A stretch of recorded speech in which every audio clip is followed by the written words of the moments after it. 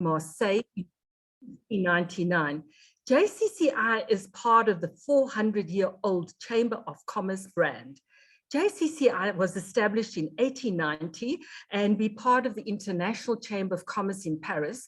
So we have access to 14,000 chambers globally. And with all our programs and also to our members, we offer access to those markets as part of the program as well. JCCI is also part of the Association of South African Chambers, where all the large major chambers in South Africa, we form the association where we can look at locally, we can look at certain issues like water, electricity, infrastructure, and then we will engage with experts who will do research on those topics, and then we will lobby on behalf of our members with government as well. And internationally as well, we look at different markets and we access those markets collectively as ASAC. The Chamber international reputation for good governance and its ability to deliver results have made JCCI the partner of choice for SME, local and international projects, such as the City of Johannesburg project, the Flanders, the GIZ, the Global Export Accelerator Program, and also the Women in Business Desk. So JCCI runs several development projects where we equip Black-owned SMEs in every aspect of exporting. We go through the cycle of mentorship, we introduce them to export training, and then we do a feasibility study. And once they've completed all this training, we will offer them access to international markets through the chambers and our network of different associations that we formed over the past 131 years. And JCCI has also formed a very key and strategic partnership with Trade Forward Southern Africa, where the services and the support and the tools offered by TFSA, we offer to our members and also to all our SMEs in the different projects. And this enables them to make very decisive and also very effective decisions by looking at different markets, using these tools which are very effective, and how they can access these markets. With these tools, they're also able to look at who the competitors are and if there is actually a need for their products in these markets. So these tools offered by TFSA is very effective. And I'd just like to hand you over now to Rob Moody, Lead Access to Information and Trade Promotion from Trade Forward Southern Africa. Thank you, Rob. Thanks very much, Bernadette. I'll just share my screen quickly. And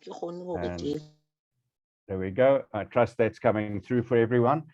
Good morning, everyone. Thank you very much for joining us today. Hope it's going to be I'm sure it's going to be an exciting webinar.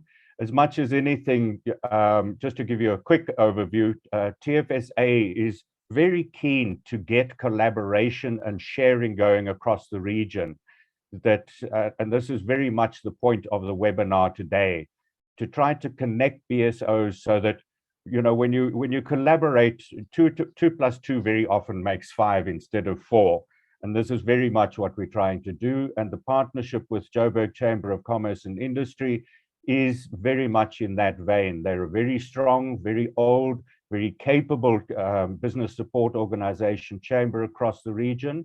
They do a lot of stuff, and they're also keen to share. If something is being done in one country that can benefit companies and exporters in another country, there's absolutely no reason why we shouldn't share and collaborate with each other.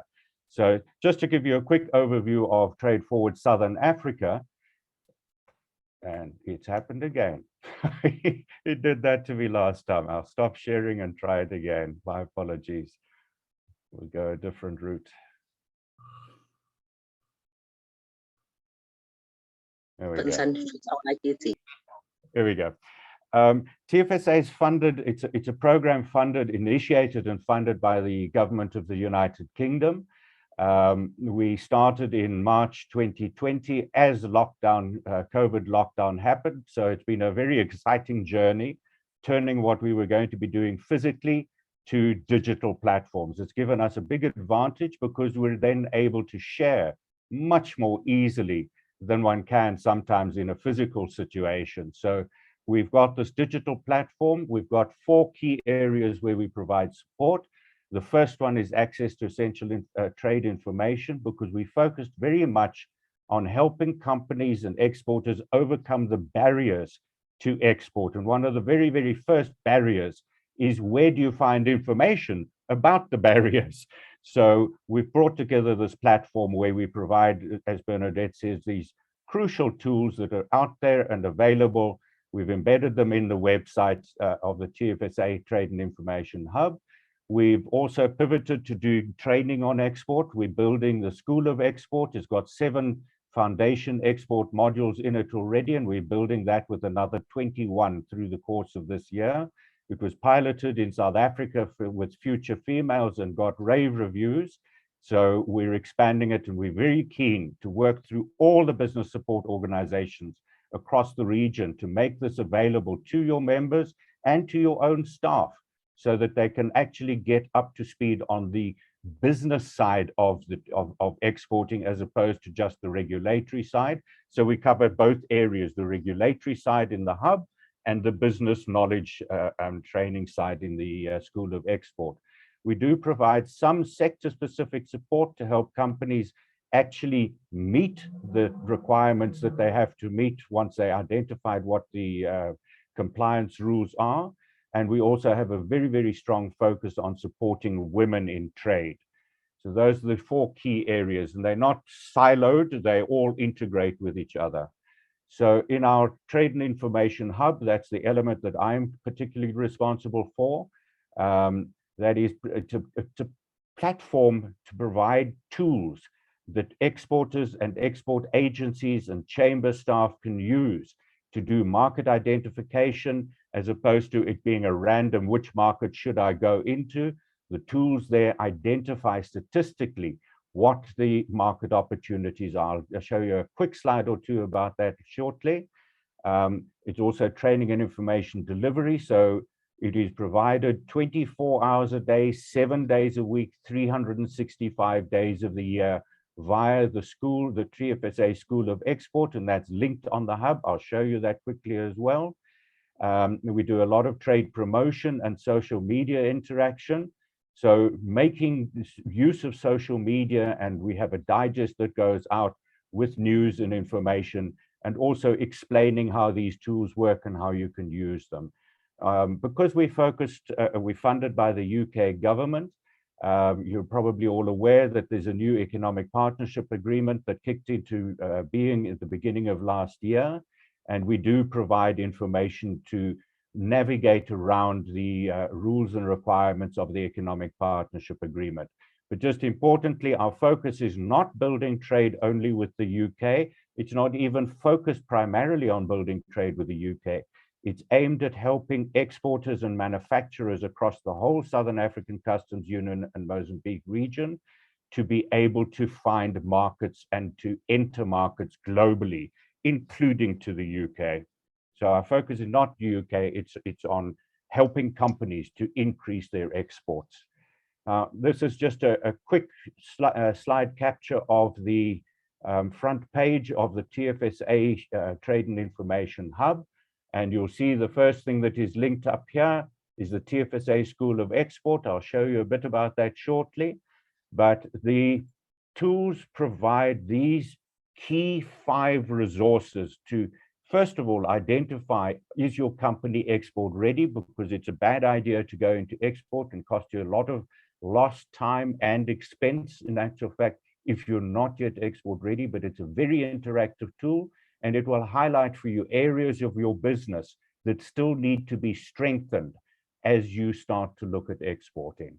The first thing is obviously then, once you're export ready, what kind of markets for my specific product? And the tools there help you identify that very, very simply and graphically. The next thing you want to know is, compared to other suppliers from other countries that are targeting that market, where do your prices fit in? So if you've done your price calculation, these tools will show you what is the trading price, either on the export from the country or on the import side to the country that you're targeting. What are the products from those other countries coming in at a unit price per unit of the product. Very, very useful tool, so that if you're producing at 2,000 and everybody's only bringing it in at $4,000 per ton or whatever, you know you've got a good leg into that market.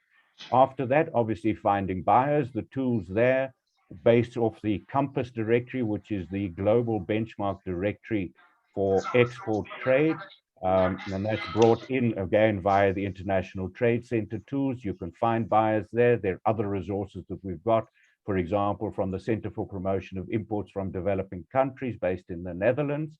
And then crucially, this is where the non-tariff barriers really start to hit home. How do you then find out what are the customs duties, taxes, and all the compliance rules and regulations that you have to meet in that particular market? And Rob, your slides are not moving. Okay, now this is the last one. So the last one there is the standards and processes. And this is just an example of one of the tools. And I've just used an example here where you can put in for a country. So any country you put it in, I just use Botswana. You can put in your product. You'll see I've circled there the product. You can change that to whatever. I've used ignition wiring sets for vehicles. And it will then bring up this graphic. You can see it charts it. As you hover your cursor on any one of these companies on the website, it will bring up this little window. You could hover it. I put on South Africa because that's the top market that's been identified for this product from Botswana, but you could do the same for any of the others. And you'll see it actually tells you what the export potential is, and particularly the untapped export potential that a producer of this product in Botswana could still get in the South African market. And it actually just gives you a verbal finding there. The markets with the greatest opportunity for Botswana's exports of wiring sets are South Africa, United States, United Kingdom. South Africa shows this largest absolute difference between potential and export, actual exports in value terms, leaving room to realize additional exports worth 43 million. This is really valuable information.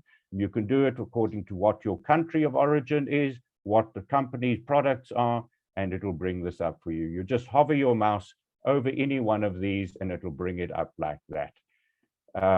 The School of Export that is linked to on the Trade and Information Hub in that top left corner, there's no charge for anybody to come in and use it. It's free of charge. It's funded by the UK government, built by Trade Forward Southern Africa in combination with the International Trade Institute of Southern Africa, which is the leading exporter training institution in our region.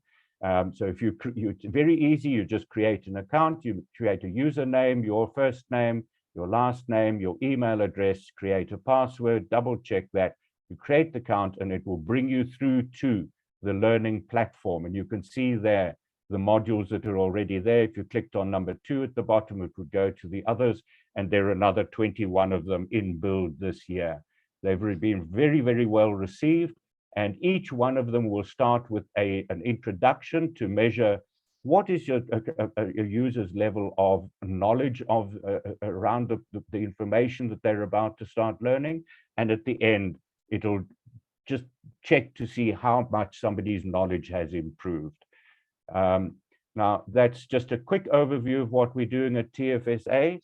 I'll hand it back to Bernadette shortly, and we'll start with presentations from some selected business support organizations across the region. And the aim of this is to get collaboration going across the region. This is very much what TFSA is about. If somebody has resources that have been developed for exporters, let us know about it. We'll gladly let others in the region know about it. We're in the game of trying to share knowledge and practice the best way to improve the export chances of companies across our region. So thank you very much. Bernadette, back to you. Thank you, Rob, for a very insightful presentation.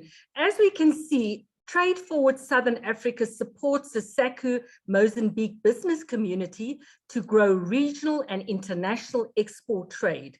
Use the TFSA Trade and Information Hub to start your business or boost your exports.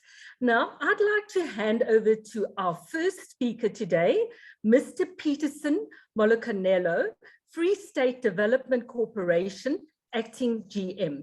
Peterson Molokanela, an established business development advisor with extensive experience managing economic development projects, implementing programs and services that offer skills development, business concept development, and business development services to clients. Peterson is the acting GM, Marketing, Trade, and Investment at the Free State Development Corporation. Thank you so much, Peterson. Well, thank you very much. Let me take this opportunity to thank TFSA and JCCI for the opportunity to share some insight into the Free State province and the work that we are doing. I work for the Free State Development Corporation, which is the official economic development agency for the Free State province within South Africa. The Free State Development Corporation have been in existence since 1995. And just to give you a little background, we provide both trade and investment support. We have a portfolio of property facilities that we provide to investors and businesses to operate. We also provide non-financial and financial support to small businesses. We report to the Economic Development Department within the province. They are our shareholder, our sole shareholder, and we are a 3D entity. I will take the session through the different districts within the province. We have 4 districts and 1 metro municipality. I will also touch on the economic performance of the province, some of the investment opportunities that reside in different parts of the province. I will touch on the FDC industrial parks, the work that we are doing, the opportunities that we have for people to set up their businesses. I will also touch on the incentives that are available, concessions that are provided for people to set up businesses within our parks. And lastly, touch on the investment legislation and regulation that, in essence, try to ensure that as we lure investors into the country and the province, we have to ascertain them that their investments are secure and protected. Well, if you look at the Free State map, you will realize that the province is the most central province within the country. We are connected to almost 7 other provinces through different national road infrastructure. We are easily accessible as a province from all corners of the country and even Lesotho. I think some of you would know that from parts of the eastern parts of our province, to get into Lesotho is just a few minutes when you are around Ladybrand and the areas around there. So we are very connected to different parts of our of the country and our neighboring partners in Lesotho. Even when you move from the western part of our province to get into the northwest, you almost on the doorstep to Botswana. So we are a very strategically placed province, and that is one of our biggest selling points. As I indicated, we have 4 districts: the Harib district in the south, near the Northern Cape, Bilateral on the west. We have Mangaung Metro, where you see Mateo there, which is the only metropolitan municipality within the province. In the eastern part of the province, we have Bethlehem, Putaichaba, and Harrismith, there in Tabamfutsanyani.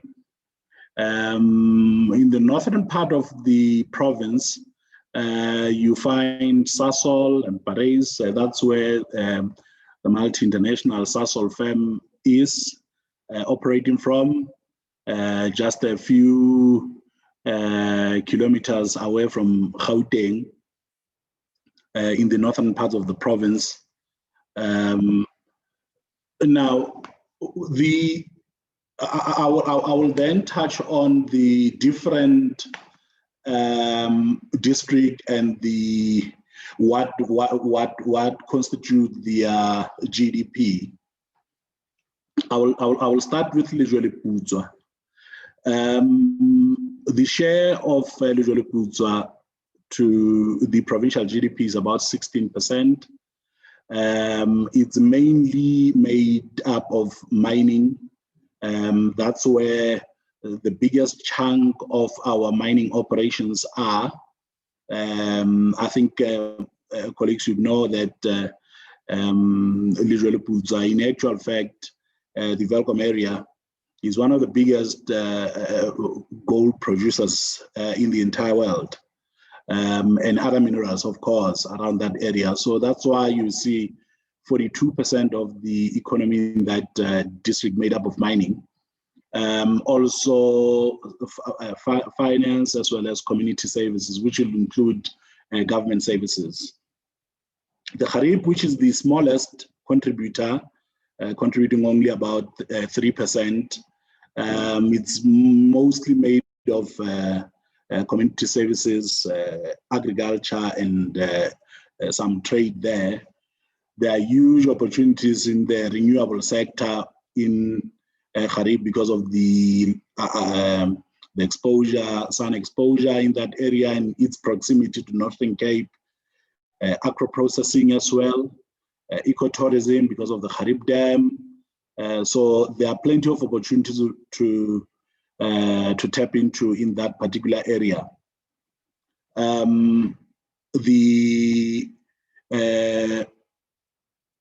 Mangaung Metro, this is actually the hub of the province.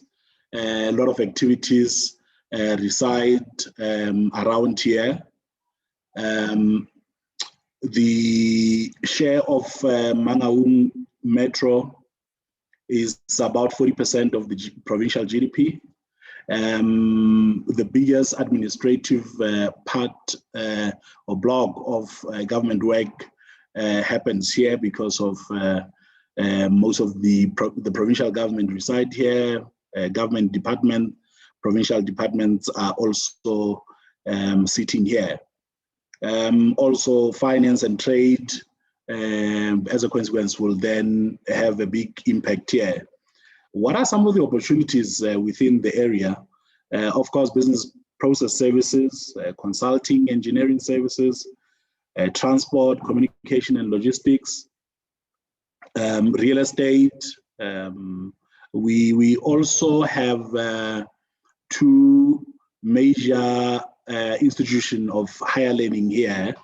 It's actually 3 when you include the TVET College, the Free State University, as well as the Central University of Technology are here. So it then turns Bloemfontein into a highly student city. There's also 40 kilometers away from Bloemfontein, Botshabelo area in Tabanchu, where the Free State Development Corporation have huge industrial parks where a number of factories have set up operations there. If you move to the other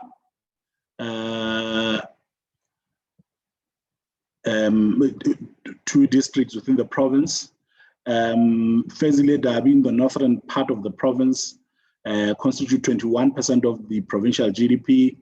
As I indicated, Sasol operates in that area. You have Letabo power station there. You have some other industries operating because of the value chain opportunities associated with Sasol.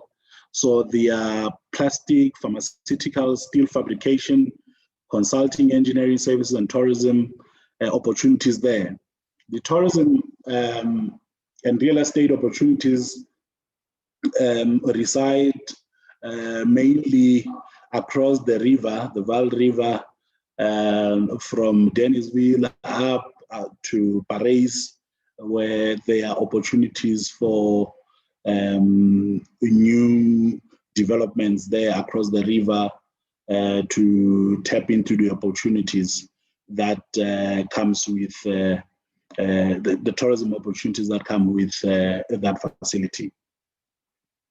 The other district, the last district within the province is Thaba Mofutsanyane, a beautiful mountainous district with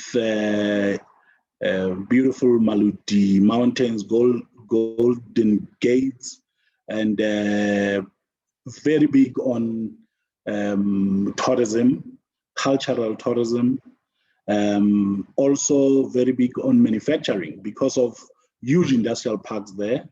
We also have our special economic zone residing in Harrismith within the district. So there are huge opportunities and activities currently taking place within the manufacturing sector. The textile industry is very huge in those parts of the province. They are very close to Lesotho, as I indicated, and there's so much trade happening between those two parts of the province and the neighboring partners in Lesotho. Maybe let me expand a little about the investment opportunities that we believe are there for potential investors to explore or take up. In terms of agriculture, we believe there are pockets of good opportunities within, more especially in the agro-processing sector. The Free State at some point used to be in the food basket of the country because of high and very active agricultural sector. Both the Kharib, Lejwele Putswa area were very big on agriculture. But however, the challenge that we have always had was that this produce were extracted from the province. Same applies to the minerals. Sorry to interrupt. We just have about 3 minutes left. Thank you so much. Sorry for the interruption. Okay, no problem. Yeah, so there are opportunities within the agricultural sector, in the agro-processing. We have opportunities in the green economy, as I indicated, that within the Kharib area, in actual fact, because of the exposure, there are opportunities that side. We have opportunities because of our 3 big industrial parks, manufacturing opportunities in textile, chemical, plastic fabrication, and electro-technical opportunities. In mining, from coal, diamond, up to sandstone, I know there were some explorations that were done within the Ficksburg area where there was opportunities in sandstone. The gold I indicated big in the Bilateral area and diamond. And in the recent past, there's been a huge finding of gas which have high concentration in helium within the Bilateral area, which is a big opportunity around the LNG sector. Because of our centrality, I indicated that there is a good road network connecting us to over 7 other provinces and Lesotho. So in terms of logistics, there are good opportunities. We have the international airport, Bramfisher, for ease of doing business here. Industrial parks, we have 2 big industrial parks, one in Botshabelo within Mangaung Metro, as well as the one in the Eastern Free State in Putadichaba and the Special Economic Zone. We offer a wide range of spacious and affordable rental space for businesses in this industrial park. Rental space range from massive standalone industrial buildings, office blocks, shopping centers, and loose single commercial buildings. As I indicated, we have over 500 square meters, big industrial park, industrial factories, and smaller ones for businesses to operate. We offer multiple incentives from rental holidays to promote Black economic empowerment. There are more concessions that we grant to small businesses, discounts in their rent, additional discounts when it's youth or women-owned, and so forth. But we treat each case on its own merit. There are also the unit that I had, trade and investment, which facilitate further support with other government institutions to ensure that businesses are supported, mainly with different programs and provided by the Department of Trade and Industry and Competition. We always promote protection to investment, and we would like to confirm that we believe that as we attract investment within the province and the country, we want to assure the investors that there are legislations in place that ensures that the investments are protected. For example, the Protection of Investment Act 22 of 2015 clearly indicates and protect the investors for the contribution that they make to the economic growth of our country. The contact details are there for any further engagements from anyone who would want to engage with the province, and they can also access the Free State Development Corporation on our website. Thank you very much.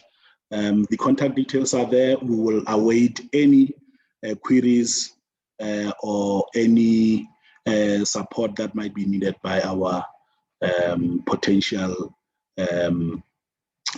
business partners. Thank you very much.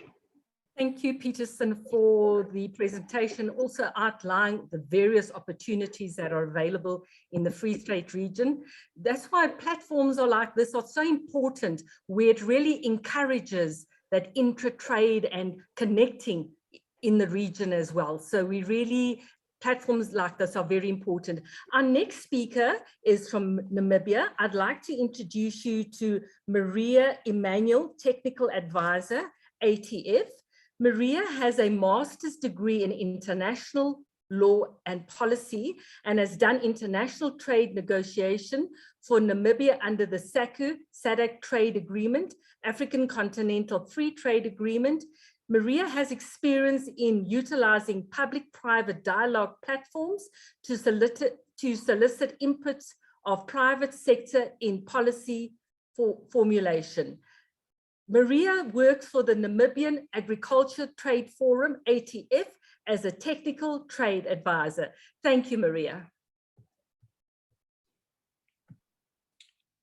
Thank you very much for that introduction. I just wanted to show my video. I'm actually not in the office. I have traveled and it's a bit hard to sort of navigate. Maybe just to introduce myself and then I can take it off when I speak. It has already been said, Maria Emmanuel here, and I'm a technical trade advisor at the Namibia Agriculture Trade Forum. Let me just take it off and then I can be much more comfortable. If I can maybe just start off, who are the Namibia Agriculture Trade Forum? It is an institution that was founded in 1999. So the ATF for short, that's what is known here, is an association representing leading stakeholders in Namibia's agriculture sector, such as producers and processors along the agriculture value chain, marketing boards, and agriculture union. So we represent the biggest across the value chain. The work of the ATF is implemented through the provision of inputs into the formulation and implementation of Namibia's national policy and regulatory framework on agriculture, participating in regional and international trade issues affecting agriculture, of course, mainly trade agreements. And also we do that a lot with public industry dialogue, where we bring industry together. That way, we create Namibia's national position when it comes to trade negotiation particularly. I'll be presenting specifically just on the agriculture sector, but probably more targeted in the sectors that we are representing, which is more or less the whole sector. So I will start with the crop sector.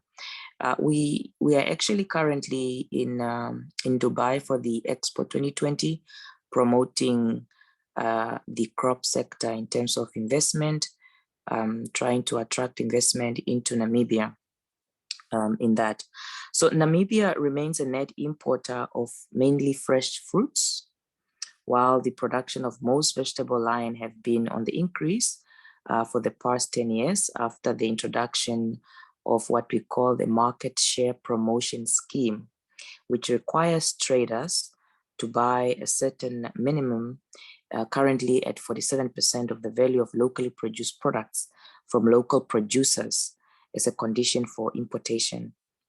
So this has really helped us to increase our local production since we say that since 1992, and we just gained independence in 1990.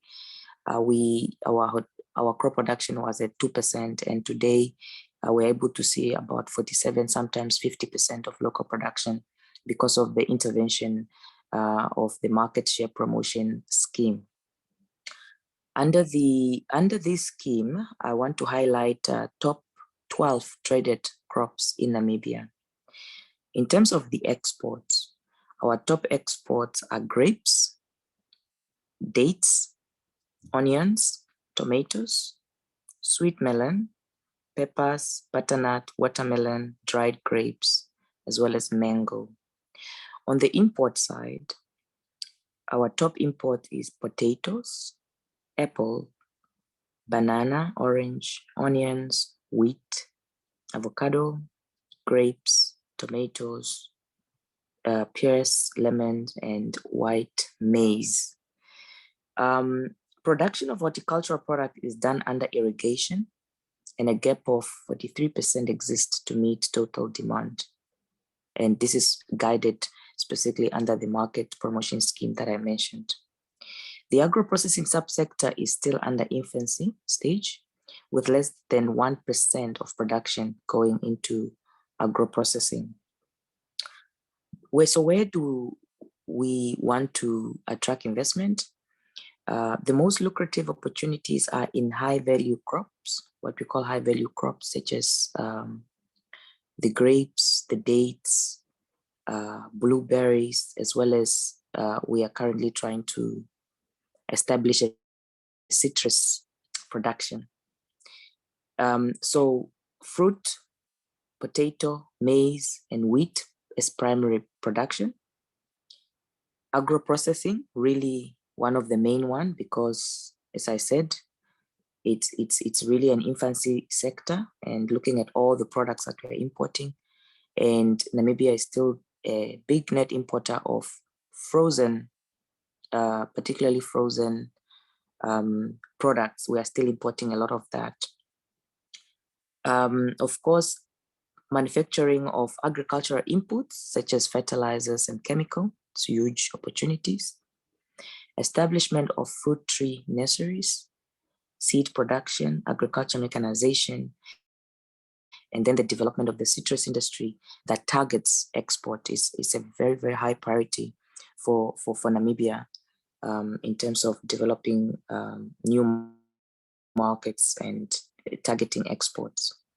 If I can just highlight maybe major export destination for our high value products. For instance, the blueberries, we are exporting to the EU, to the UK, as well as South Africa. The dates, we're exporting to the UK, South Africa, and the UAE. The grapes, we're exporting to the EU, UK, South Africa. Onions, South Africa and Angola. And tomatoes, we're exporting to South Africa. So obviously South Africa being also our biggest trader, and that also you understand it in terms of the SACU market. As one market is easier, proximity, logistics, the business services is very well developed and very integrated, and therefore making South Africa the best currently in terms of our trade. I want to move on to the livestock sector. Namibia, as we speak, is a net exporter of beef, and it's really in terms of we target niche markets. So Namibia's beef is produced from an organic perspective where we don't use any growth hormone. So we are targeting niche market, and we are able to actually align the beef production with the international trade markets that we have, currently exporting our beef to the EU under the SADC EPA agreement, as well as the SACU-EFTA trade agreement, specifically to the Norway, where Norway gives us quota, duty-free quota of about 2,700 tons per year, and this is shared on a 50-50 basis with Botswana. And we do have another quota again for 500 tons. Basically, there are two dispensations. The 2,700 tons is under the GSP system, which is more or less, a unilateral type of arrangement done by the Norwegian, government in parliament, and the 500 tons is basically under the agreement itself. So more sustainable is a negotiated quota. And as part of strengthening that, we are currently trying to see if we can move the 2,700 into a permanent arrangement, so that we also attract a bit more sustainable and sort of, to provide, a certainty to investments when they want to enter the beef market. So in a nutshell, we do have those sectors where you're seeing really the crop sector having extremely high potential for investment, because we want to expand those high value crops. We do have big interest in expansion markets such as the Asian markets, specifically the Chinese market, both for high value crops as well as for the beef. and of course lamb. Lamb is also a big commodity, even though it has presented some few challenges because of the bone-in sort of requirements when it comes, for instance, to the SADC EPA agreement, the issue of bone-in, where they don't want bone-in, and from an industry point of view, a farmer point of view, deboning a lamb is just a bit not viable. So we are trying to expand bone-in export of that specific commodity in markets such as China, UAE, and currently also having those markets on the table in terms of the government trying to open up.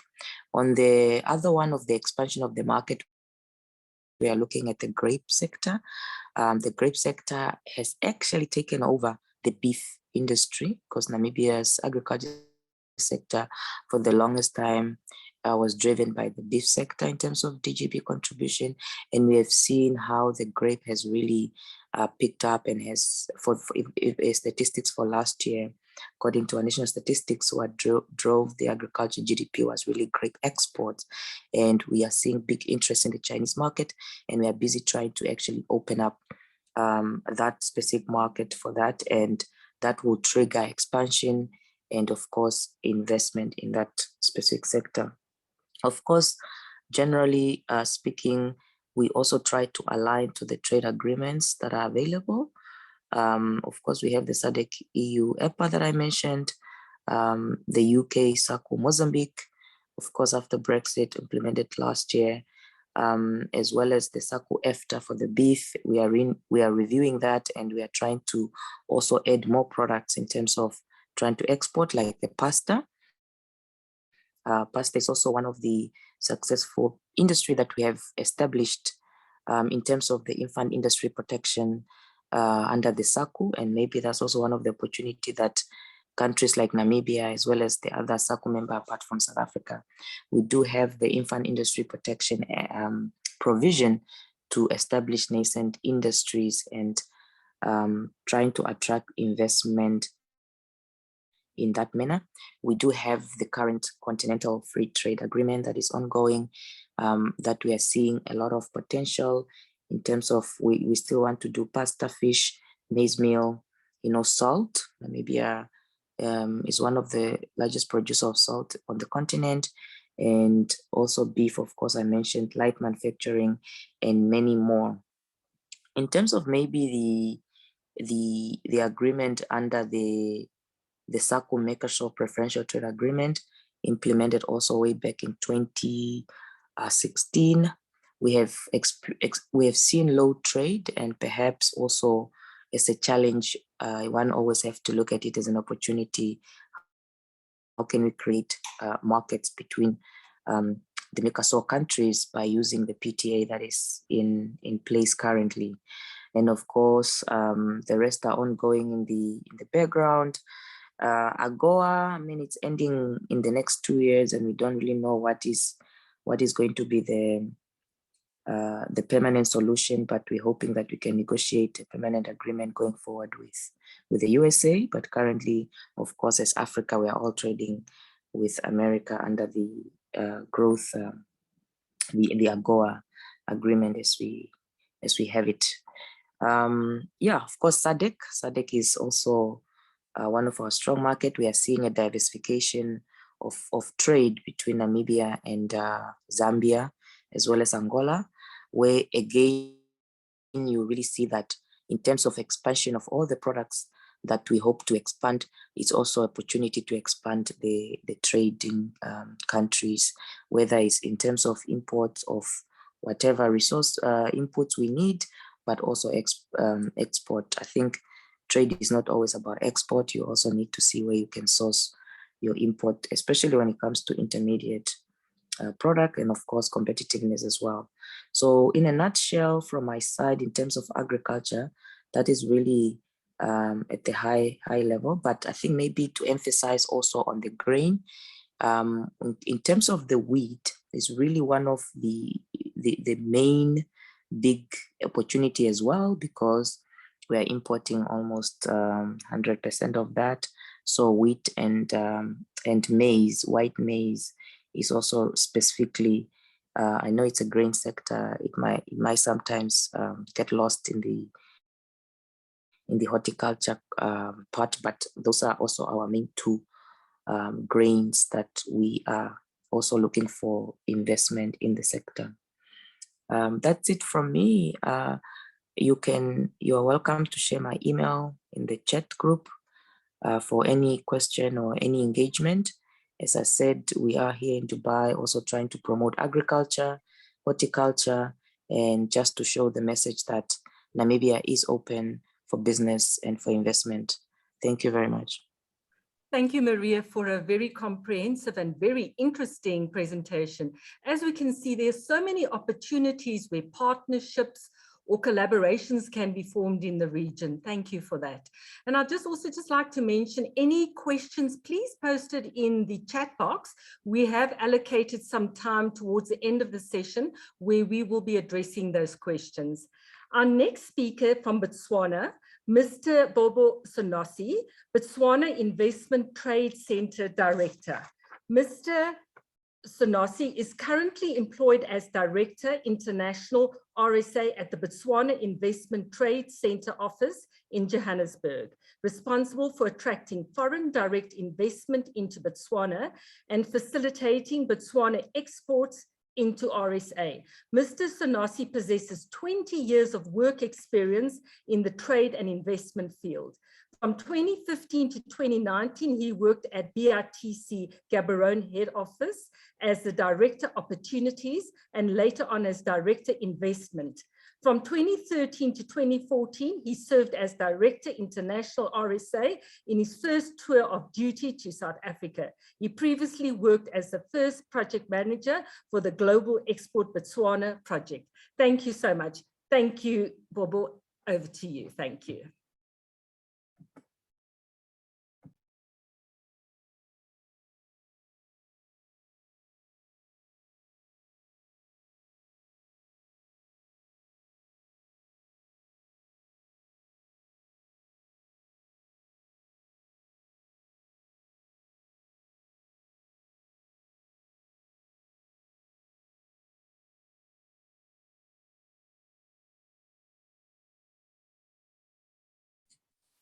Very good morning.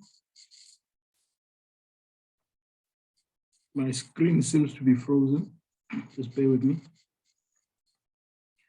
Thank you very much for that kind introduction. I hope I'm audible and the screen is visible. I'm Bobo Sonosi from the Botswana Investment Trade Center. We are a parastatal in the Ministry of Investment, Trade and Industry of the Republic of Botswana, 100% fully funded by the government. And our general functions include promotion of foreign direct investment into Botswana, as well as stimulating domestic investment, promoting exports from Botswana, as well as developing exporters or an export development program. We offer pre-investment support care and aftercare support services to investors. We're also custodians of Brand Botswana. And we also put together every year a business-to-business expo called Global Expo Botswana, which has gone online consequent to COVID. In terms of landmass, Botswana is about the size of France at 582,000 square kilometers, centrally located in Southern Africa, bordering South Africa to the south, Namibia to the west, Zambia to the north, Zimbabwe to the northeast. We have a very small population of about 2.3 million people. Total output has been reduced because of COVID. It normally hovers around $20 billion US, but as at last count, it was $15 billion US, which has also adversely affected GDP per capita, which normally ranges around $7,800 US. It has taken a decline following COVID to around $6,300 US. Inflation, just like South Africa, we pursue a positive interest rate policy and target it to be between the 3 to 6% target range. It went all the way up to double digits, but it shows that it is receding at 8.7%. driven by things like the increase in fuel prices and increase in VAT to balance our books of accounts as a country. Given that it's receding, there is no reason to increase interest rate, but if it doesn't, we'll have no option but to increase interest rates through our central bank. Interest rates are at 3.75%. That is the rate at which the central bank lends to commercial banks. The prime rate, the rate at which consumers borrow from commercial banks, is 5.75%. We have a negative balance of exports, largely because of the decline in diamond sales following COVID, with the travel restrictions when COVID started. Because every month, diamonds are periodically auctioned in Botswana through the diamond trading company window, as well as the Okavango Diamond Trading Company. So that had an effect. And as you can see, our exports were around $3 billion, whereas our imports were as high as $6.29 billion. We, as a country, are signatory to those preferential trade agreements. We are members of SADC, which is a free trade area. We are members of SACU, a customs union, giving us market access to those countries there: Botswana, South Africa, Namibia, Lesotho, Swaziland. We can export to the EFTA countries of Liechtenstein, Norway, and Switzerland under the SACU-EFTA agreement. Through the SACU-Mercosur, you can export to those South American countries. We have a bilateral trade agreement with Zimbabwe, subject to meeting a minimum local content of 25%. You can export into Zimbabwe duty-free. We will sign up to the Africa Continental Free Trade Agreement. There are just a few housekeeping issues which we are resolving, but the assurance we are getting from the country's chief trade negotiator is that we will sign the Africa Continental Free Trade Agreement. We can also export into the EU from Botswana under the SACU-EU agreement, as well as to the USA under the AGOA Free Trade Agreement. That is our export profile as a country, largely dominated by diamonds. Hence why we exist as an organization, to try to diversify the economy from heavy reliance on diamond revenue, which are susceptible to shocks to the global trading system, just such as things such as COVID, global commodity crisis, global recession. That's our import profile as a country, which shows that we really import a lot as a country, and there's need to diversify our economy. Some of our top imports will include food and beverage products, fuel products, textiles and footwear, rubber products, and diamonds. And the reason why we import diamonds is, as of 2013, we successfully negotiated through the joint venture agreement we have with De Beers to move aggregation of De Beers diamonds from London to Botswana. What that means is all De Beers mine diamonds, whether they are from Namibia, Canada, South Africa, they are consolidated and sold from Botswana. Hence why you see that despite the fact that we are a renowned producers of gem diamonds, we still import diamonds. Piggybacking on what Rob Moore talked about earlier, the ITC potential map shows that Botswana still has a lot of potential to export wiring harnesses into South Africa, salt products, because we have soda ash, we produce soda ash as a country, live cattle, which has been opened up, we export live cattle into South Africa, more bovine cuts, more diamonds, more salt, and salt products can also be exported into South Africa. And then the inverse, South Africa has the potential to bring into Botswana more motor vehicles, more electricity, more cement, more maize, more cider, as well as all those products which have been identified there. Moving on to the investment climate, it's characterized by a sound legal system and the due process of law in Botswana. You are assured of operating in a very political and stable macroeconomic environment. You are assured of also labor stability because our labor is quite competitive cost-wise at around, is it 8 pula per hour, which is slightly around 10 rand per hour. But of course, if you can pay productivity-related salaries, we would encourage you to do so. Our private sector workforce is also not unionized, and the unskilled workforce is also highly literate at a literacy rate of 87.7%, which implies that it's easy to upskill and train them. We have very sound and very high credit ratings from the rating agencies, notably Moody and Standard & Poor's. And we have other international seals of approval, ease of doing business. I think we are number 5 in Africa. Corruption, we are the 3rd least corrupt country, according to Transparency International on the continent. And then with respect to investment opportunities, they are aligned to the long-term vision document, which is Vision 2036, which aspires to grow all those sectors which are identified there. In agriculture, we are probably self-sufficient in terms of beef and chicken. Everything else, there's a deficit. So we are encouraging fruit production, opportunities to tap into there. Vegetable production, there's currently restrictions on importation of vegetables so that we stimulate domestic production. Dairy production, we're barely 10% self-sufficient in terms of dairy. So there are huge opportunities there. Pork, small stock, there are huge opportunities to tap into.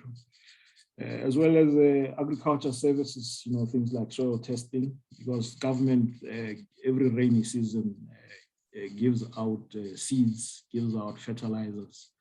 But it is important for people to test our soil so that they know the types of fertilizers they have to apply. But government soil testing labs do not cope with demand. So there are opportunities to exploit in that regard. Things like agriculture insurance, there are limited providers in that area. Agriculture technology, even growing and commercializing our beef sector, things like feed production, things like feedlots, we will welcome investment in all those areas. With respect to mining, there's a program through the Botswana Chamber of Mines where they are leveraging on the combined spending power of all our mines to try to domesticate domestic suppliers. So they are encouraging people who work with our mines to set up in Botswana, and they will be supported. Secondly, following relocation of aggregation to Botswana, we aspire as a country to go into things like cutting and polishing, which has never really taken off to the effect that we had desired, but we are still at it. Because we hope that if we can get cutting and polishing going, we can also vertically integrate into things like jewelry manufacturing and grow the associated industries. Your limousine services for these buyers when they fly in to buy diamonds, your specialized insurance, your specialized banking, the hotel sector, which will host them.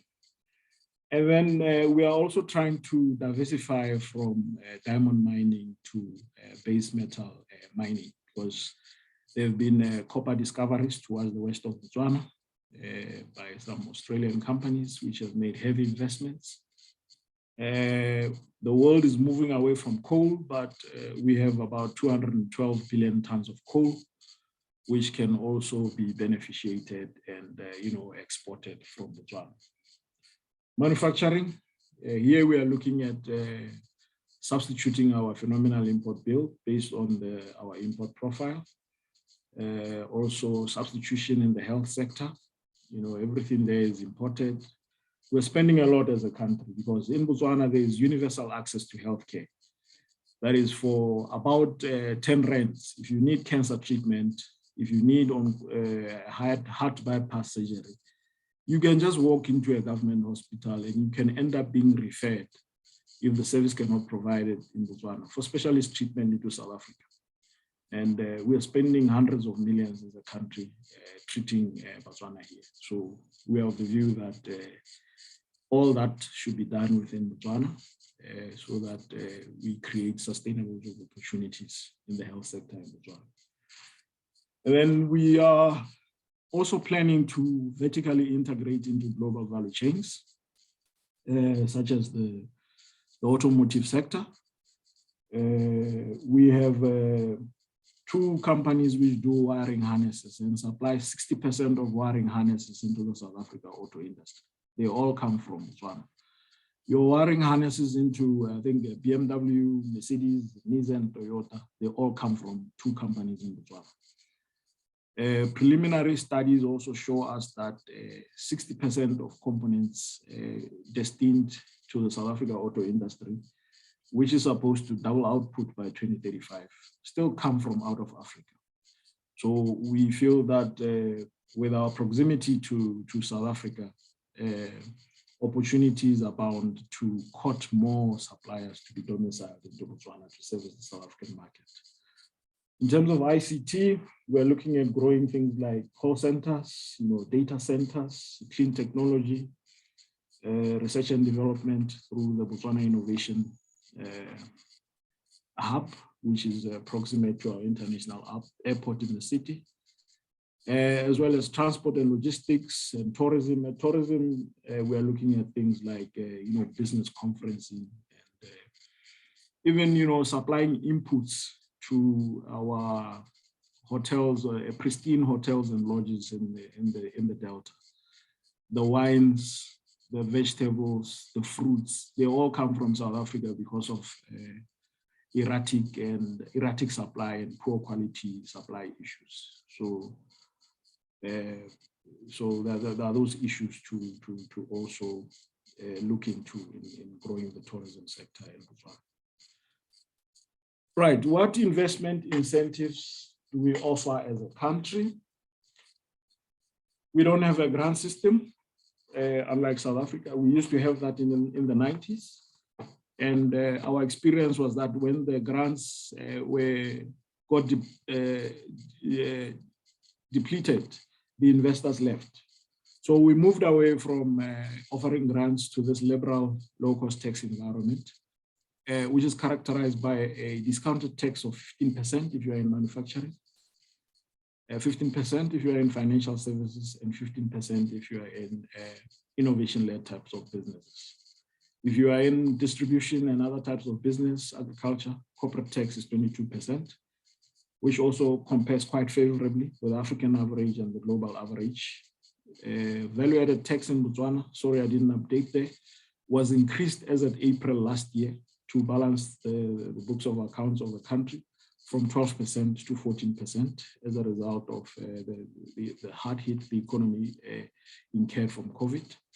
At personal level, the highest income earners, we operate a progressive tax system that charges a corporate tax of 25%.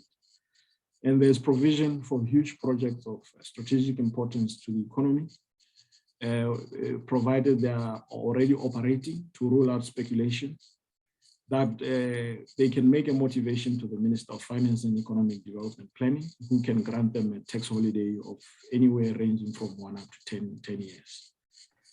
We Sorry, also just for 2 minutes. If we've about 2 minutes left. Sorry. Yeah, okay. We have a fiscal framework called the International Financial Services, under which international holding companies can be headquartered in Botswana.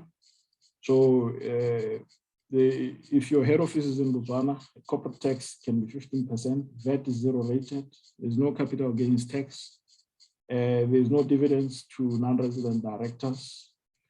If you consolidate from a jurisdiction Botswana does not have a double taxation agreement with, you can get tax credits of up to 15%, and you can denominate your capital in foreign currency. In that red block there, we had a copper mine which was jointly owned by government and a Russian mining giant Norilsk. It got provisionally liquidated 5 years back. If you're in that area, corporate tax is 5% for 5 years and 10% thereafter. And if you are in agriculture, manufacturing, tourism, you can also get the government preference support. And then we've also commissioned special economic zones. They've identified those 8 sites, but they've prioritized the meat and leather park, the fintech park, the mixed zone development, which will host auto components, pharmaceuticals, medical devices. It's undergoing development, as well as the horticulture zone in the Spedu area. And then those are the incentives which they have motivated the government and need to be approved by Parliament. We expect that they will be approved soon. In terms of energy, we import half of our power because we had a project called Murupule B, which had we done it right, we will be self-sufficient in terms of, in fact, a net export of power. But it's undergoing remedial work. We understand they will be finalized in 2 years, but we're also trying to broaden our energy mix. So there are those projects to look forward to, which will be advertised through a tendering process. And then we also host the Botswana One-Stop Service Center. So any government permit you require a license to open a company can be facilitated through our offices. And those are my contact details for further inquiries. I thank you for your attention. Thank you. Thank you, Bobo, for a very interesting and comprehensive presentation as well. I think a webinar today has really highlighted the large amount of trade and investment opportunities in the region. Our next speaker I'd like to hand over to is Mr. Desai from the Lesotho Chamber of Commerce and Industry. Mr. Desai, board member at Ministry of Agriculture and Food Security, Matching Grants Committee, and also Executive Director, Business Development at the Lesotho Chamber of Commerce and Industry. Thank you, Mr. Desai.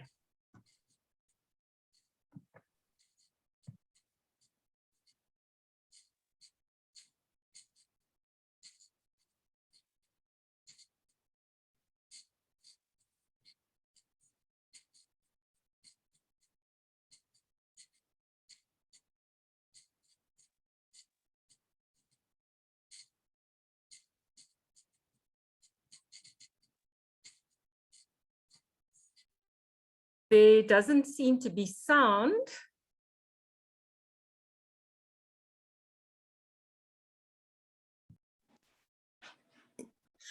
Hello, Bernadette. I'm here. Sorry, but I'm just fiddling with the presentation. Can you hear me? Now. Yes, it's clear now. Thank you. All right.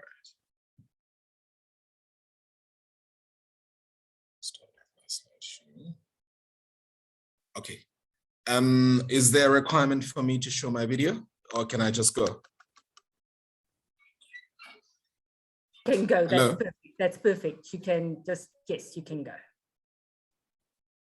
Okay. Can I go, Bernadette? Yes, you can. Yes, you can go. That's perfect. Thank you. All right. Okay. Thank you very much. As Bernadette has said, thank you very much. I am Raymond Lesay. I am with the Lesotho Chamber of Commerce and Industry, and they gave me the title, the Business Development Director. I'm just going to talk a little bit about the work that the Lesotho Chamber of Commerce usually does, both engaging the national government, local government, and of course with the regional conversations that we normally are a part of. And to begin with, we normally say that Lesotho is an enclave in the southernmost part of Africa, and it lies entirely within the region of South African territory. So we still have some of the people that are called the cave dwellers in the district of Berea, and Lesotho has the lowest point of any country in the world. These are just some of the interesting artifacts about the country. And the lowest point of the country is at around 1,400 meters above sea level, and 80% of the country is at above 1,800 meters above sea level. These are just those interesting artifacts that the country has. I think it's interesting. So we This is what we call our national flower, lekgala le leputswa. This is what identifies us as Basotho. So Lesotho has one of the largest dinosaur footprints ever, and it makes it really a popular destination for paleontologists and the archaeologists since the footprints have been discovered. It is called the lizard of Lesotho, or Lesothosaurus, and it existed during the Jurassic period.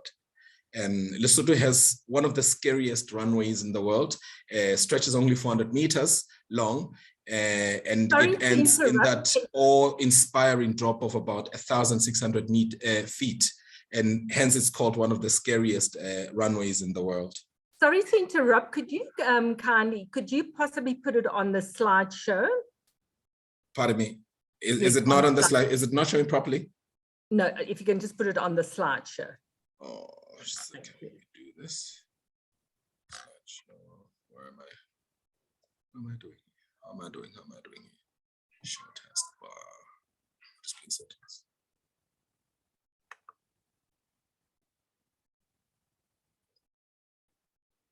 So,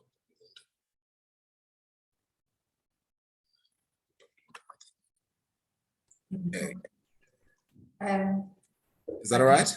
Yes, it's fine now. Thank you. Okay, cool. Thanks. So the next level is I'm going to talk about the engagements that Lesotho Chamber of Commerce does in the economic matters. And we continue to engage the government of Lesotho, you know, at all fronts to solve our glaring problems, which are both social and economic. And we have partnered with the government of Lesotho in other areas, namely Private Sector Competitiveness Office, on public-private dialogues to push for more private sector reforms, and as we move towards the private sector-led economy.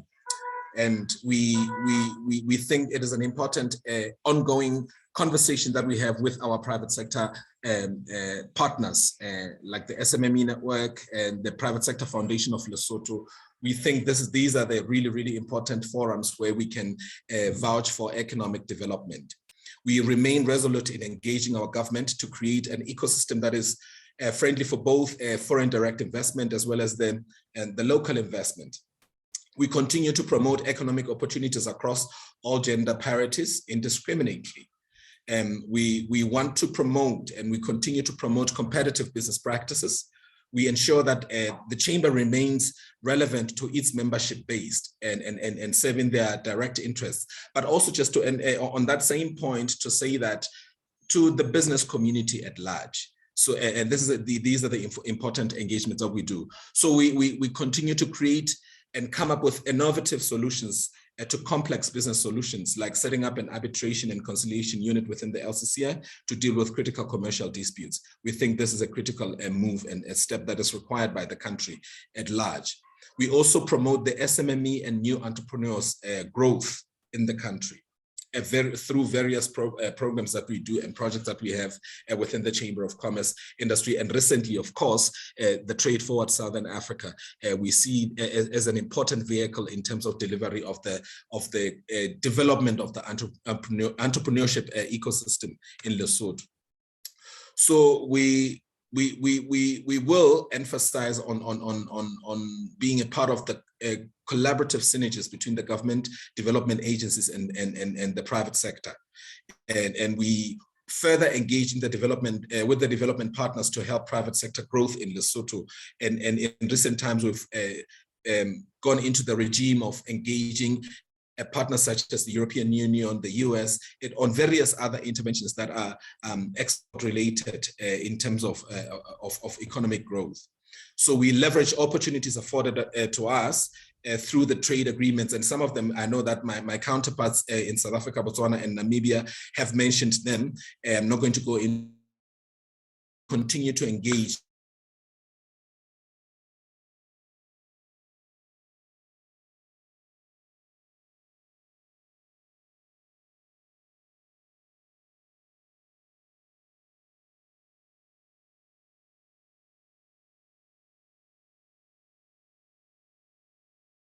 primarily determined by our memberships through SACU, and it seeks to maximize the sector investment aimed at increasing the Lesotho regional and global competitiveness. And the current national trade strategy focuses on manufacturing, tourism, agriculture, and light industries. These are the 4 skills that are identified through our national strategic development strategy, number 2. And we of course actively encourage foreign investment in all sectors, and we maintain an open investment regime, except for a few industries exclusive to local investors and restrictions on foreign ownership of the land. And our foreign investment threshold starts at 250,000, which is around 5 million maluti. And we are a member of World Trade Organization, and we are signatories to some of the to that agreement. I think it's important. So the target, of course, is to liberalize our trade and reach more export markets. And of course, we identify with the fact that we are entirely landlocked and economically linked to South Africa, whether it's infrastructure, road networks, and the airline networks.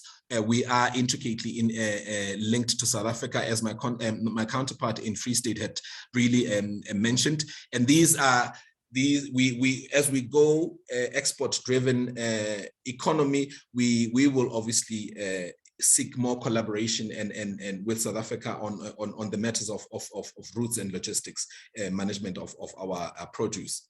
So we maintain trading partners destinations such as the US, the SA, Belgium, and the greater EU region. And currently our main export products are in the textiles and garments, footwear and diamonds. But within these sectors as well, we want to see more localization and the ownership of the economy by Basotho. And that includes trout, water-related, wool and mohair, etc. And on the wool and mohair front, the government is actually pumping in a lot of investment, and we increase in production in Lesotho. So we're hoping to see it benefit Basotho in a greater way. So we maintain our important partners, which are South Africa, almost 90% of imports, and China. And of course, the trade agreements are important for the country to access wider markets to sustain our investments. So Lesotho, again, as I said, it's signatory to many trade agreements, and those include on the region, SACU, SADC, and we've got the US AGOA, and we have European Union, EPA, and SACU EFTA, and MECOSA, and SACU+Mozambique with the UK government. So it gives us our products a duty-free entry into their market. So this is really, really important. And the reasons why we think people should invest in Lesotho is the investor stability environment. And I think the testimony is the textiles and aqua farms and medicinal cannabis in recent times. And we haven't seen any instability in of the investor confidence in that regard. So we encourage people to come through. And of course, our proficient and cost competitive labor. I mean, Lesotho has about 96% literacy rate amongst the highest on the continent. And so we don't say we've got cheap labor, we say that we've got skilled and proficient labor. This is really important. And of course, market access through the trade agreements that we're talking about, and service industries and building. Government supports and improves investment environment and tax incentives that we have. So we have experienced in terms of migration from the previous century, where Basotho have actually helped build South African economy and as one of the strongest economies on the continent, and we still have those skill sets, and we believe that we can continue to build our sector, our economy through the skills that we leveraged through that. And we still are one of the least polluted countries in the world, and it's a great opportunity for emerging economies. And we have the top 5 cleanest water in the world, and a great opportunity for the sector development as well. And we've got the landscape that is magnificent, and we encourage eco-tourism in that. We have easy access, as I said, through South African sophisticated road network with accompanying views. And we think it is a way to come into Lesotho and invest in Lesotho. We have some of the most friendly citizens. We can say that unintrusive and very amiable. On the region, we are known for dominating the long distance marathons, and I think it's good for the development of sports and the sporting facilities within Lesotho. And I will go back to the tax regime that we have. We offer 10% corporate tax on manufacturing agricultural profits, 15% withholding tax, external management, and 10% withholding tax on service contracts with non-residents. We do not have any withholding tax on dividends distributed from manufacturing income, and 25% withholding tax on dividends. Opportunities for investments in Lesotho. There are many that we are prioritized for export-driven economy, and meat, poultry, beef, and pork. We've got wool and mohair as a growing sector, and is one of the most stable sectors that we've had in the last century. We've got the opportunity in the rosehips and wild berries, the herbs and spices, ladies' high value garments, and the testament is in the textiles industry, and automotive components, cosmetics and the toiletries, vegetables, and we've got a very good track record with exporting of the asparagus in that subsector, and potatoes as well. Recently, we've seen that it is possible that we can export potatoes, and we took advantage of the EU EPA trade agreement. We were able to send lots of potatoes to Germany last year. Tomatoes is potential. Sandstone, I think South Africa is seeing the benefits of that. The diamonds, of course, we've talked about the diamonds. Men's high value garments, molds, injection or compressed, processed foods, deciduous fruits, bottled water, and of course, and the sector developing that sector of water, fish, pure salmon, trout. We are seeing the subsector coming up, leather and footwear, electronic apparatus, woven fabric, of cotton. Again, wool and mohair sector plays a big role in that subsector, hosiery and pantyhose for the ladies. So these are some of the opportunities that we identify for export market as a country, as Lesotho, and we of course encourage investment in these areas. This being said, we say that thank you very much as the Lesotho Chamber of Commerce. These are our contact details. And this presentation, of course, was done in collaboration with the Lesotho National Development Corporation, otherwise known as the LNDC. And I want to say thank you very much. Thank you, Desai, for a very interesting and comprehensive presentation as well. I think after each presentation, we just identify opportunity after opportunity in the region. This webinar today has just been so interesting. The next speaker I'd like to hand over to is from Eswatini, Mr. Bongani Shangasi, Eswatini Investment Promotion Authority. Mr. Bongani Shangasi is the Executive Manager, Trade Promotion at the Eswatini Investment Promotion Authority, with vast managerial experience across a number of functional disciplines in the business environment, including operations in customer services, tax administration, marketing, public relations, commercial management, ICT, and project management. He holds a master's degree in business management, a postgraduate diploma in marketing management, and a bachelor's degree in computer science and mathematics, as well as a certificate in corporate governance. Thank you, Bongani. I'd like to hand over to you.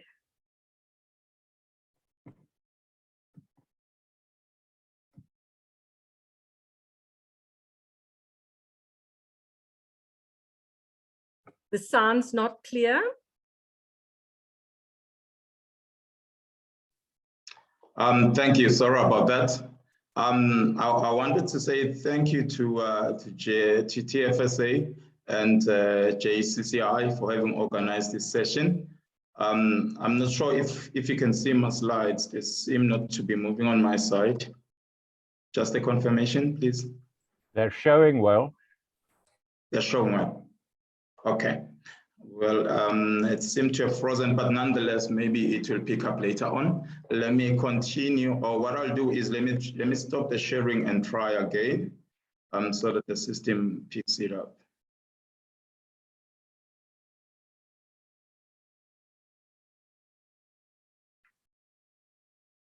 Well, as introduced, I'm Bonganchangase from Eswatini Investment Promotion Authority. We are a trade and investment support institution under the government Ministry of Industry and Commerce, Ministry of Trade, Industry and Commerce, that is responsible for promoting trade and investment on behalf of Eswatini. We also facilitate factory shares, housing of investors within the country. We house a one-stop shop facility for your investment and opening of businesses within Eswatini.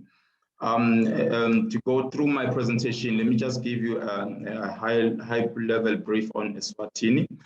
We are a country of about 1.2 million people, with a GDP of about 3.7 billion US dollars, GDP per capita 3.1 thousand.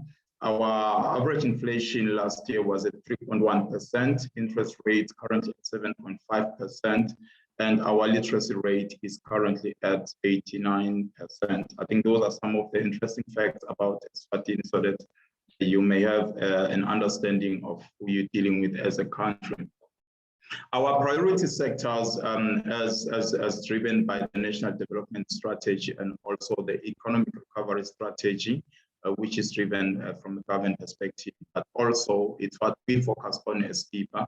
We've got the mining and energy sector, which is one of our focus areas. We are under mining. We're currently running an exploration project throughout Eswatini. We currently have a number of mines that are non-operational, and we're looking for investors in those areas. We've got some gold mines, diamond mines, gold deposits that are currently available on the ground.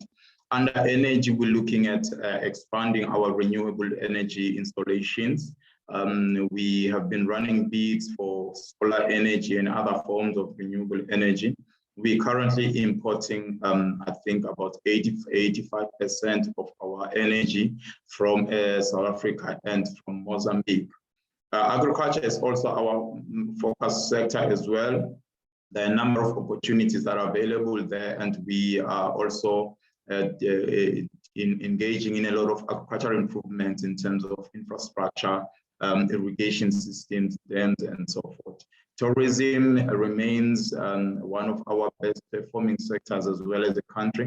I think you all know Eswatini with our national events, traditional events, and so forth, which has become kind of a symbol and identity for Eswatini. Education and ICT is also an area where we are focusing on in terms of business, investment and growth, manufacturing and agro-processing, as well as which is also our focus area. Agro-processing, which speaks to value addition on the produce that we have. Since this seminar is about bilateral trade, I just thought I would highlight some of our trade facilitation programs, so that you have an understanding that if you come into Eswatini and you're doing trade with Eswatini, what programs and what facilitation assistance or schemes that we have. We have the National Trade Facilitation Committee, which is a multi-stakeholder committee that is responsible for assisting and resolving trade-related issues, NTB, non-technical barriers to trade, and all other forms of issues that may be a hindrance to you as a business person or as an investor who's doing trade, who's doing imports and exports in and out of Eswatini. This committee is made up of the private sector, headed by the private sector, co-chaired with government, and also we have the public sector players like ourselves also participating. We have the Manzini Trade Hub, which is focused for SMEs, on SMEs and women and youth development, also falling under the Manzini Trade Hub. You can get a lot of information on trade for Eswatini under the Trade Information Portal, which we launched last year. Just go to Eswatini Trade Information Portal.com. You'll find a lot of information there on doing business with Eswatini. We also have the bi-Eswatini.com platform, which is meant to assist traders, those who are doing business within Eswatini and outside Eswatini. this is like your, if I would say your Amazon replica kind of platform where you have a virtual, you open an online shop, you list your wares, whatever that is selling your goods and products, and you interact with your clients and your buyers and your suppliers as well on the same platform. We run trade exhibitions, again, another platform which is meant to assist those who are doing trade within and outside Eswatini. I will be hosting one next year called the Bosom North exhibition, which is an economic recovery exhibition. It's a multi-sector exhibition that is running from the 23rd to the 26th of March. So we have quite a number of sector-based exhibitions that will be run within Eswatini, as well as participating in international trade exhibitions. We also use our foreign missions embassies as an extension to support those who are doing trade with Eswatini, trade and investment as well. So if you're looking at doing business with Eswatini or from Eswatini, we use our foreign missions. We have trade partnerships all over the world, which assist in a lot with a lot of information on who you're doing business on the other side and where you're buying your goods or your supplies from and who you're supplying. We get a lot of information and access through that. We run a lot of in-house trade facilitation programs as well, like your export readiness functions, trade linkages, one-on-one B2B meetings on behalf of our clients, capacity building programs and business seminars that we conduct to promote trade and investment. Speaking to bilateral trade, I would want to highlight sorry, just one second. Okay, the top 20 exports that we are top 20 export partners for Eswatini. South Africa is our top trading partner for both exports and imports, followed by Kenya, Nigeria, Mozambique, Zimbabwe, and the UK at number 6, if I'm not mistaken. Yes, the UK number 6. I'm highlighting the UK in particular because this program is also funded by the UK. In terms of exports,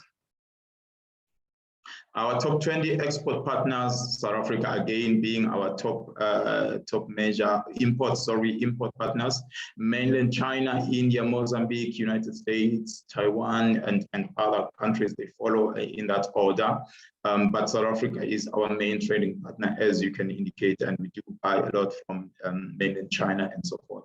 So when we talk about bilateral trade, this is a very important piece of information because we get to rank each other to say, can we improve? For example, Lesotho is somewhere down there at number 2468, some of them, I think it's number 11. Can we improve with Lesotho? I'm just giving an example with Lesotho because they are here in the meeting with us. Can we improve the rankings of Lesotho in terms of imports and export or any other of the partners that are here presenting?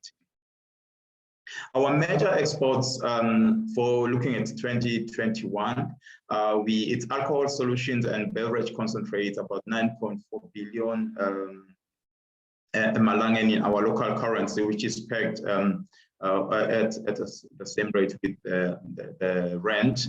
We are part of the CMA, Common Monetary Area, where we're using the one-on-one rate in terms of our currencies. Sugarcane products, raw and processed sugar, about 6.9 billion. We're exporting to South Africa, Kenya, Spain, Portugal, and the US. Chemical, ethanol, alcohol products, about 650 million. Textile and clothing, we export quite a lot as well, about 2.9 billion there. Timber and wood products, 1.8 billion. Sacks, bags, binder, other packaging material, about 4.2 billion. Refrigerators and other equipment related to refrigeration, 270 million. Fruits, jams, and other edible products, about 400 million. And the countries are indicated on the far right of the screen. These are our top exports. So if again you're looking at sourcing products from Eswatini, you would know that we have quite a number of products, but these are our top flying products. In terms of imports,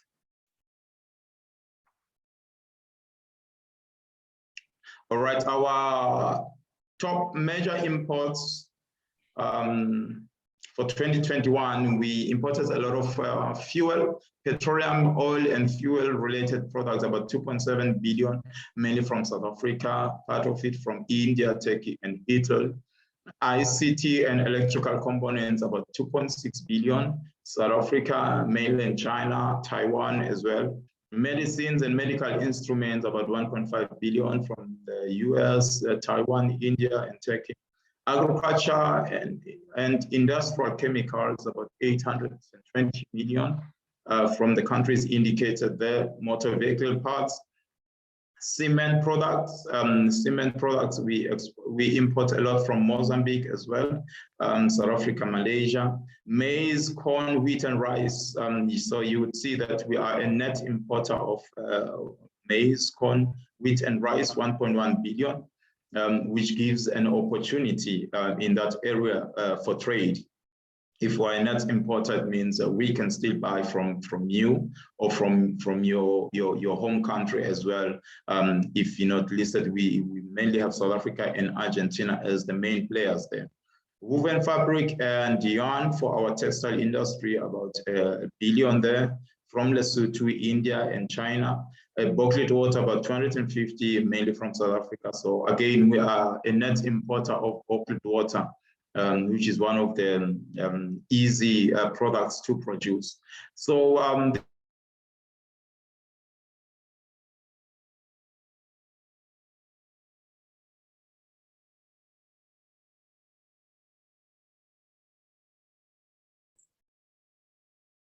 Hi, Bongani.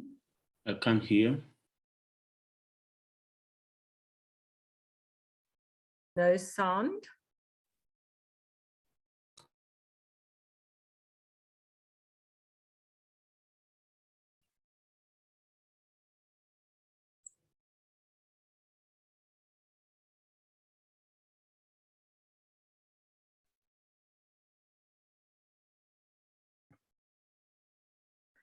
There's no sound.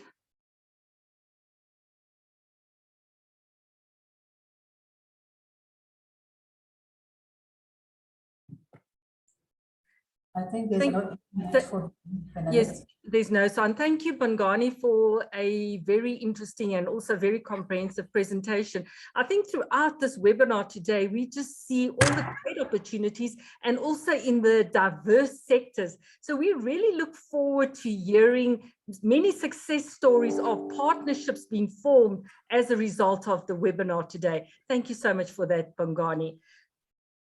We can now go on to our next speaker from Mozambique, Mr. Osvaldo Fakir. Mr. Fakir is from AMO, Mozambican Industrial Association, the Executive Director. Thank you, Mr. Fakir.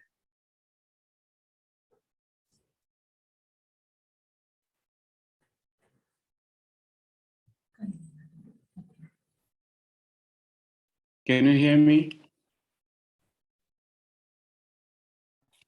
Yes, we can hear you, Osam. Yes, it's clear. Thank you. Thank you very much. Thank you very much. This is Osvaldo Fakir from Mozambique. I represent AIM as an executive director. It's a pleasure for us to be here to join you. It's our first time. So as our first time, I would first like to apologize for my poor English. You know, I'm not a native speaker, so I've designed my presentation in order to facilitate my communication. I apologize for that. If you, I don't know if you can see my screen. Yes, we can screen perfectly. Oh, perfectly. All right. So let me put it in a presentation mode.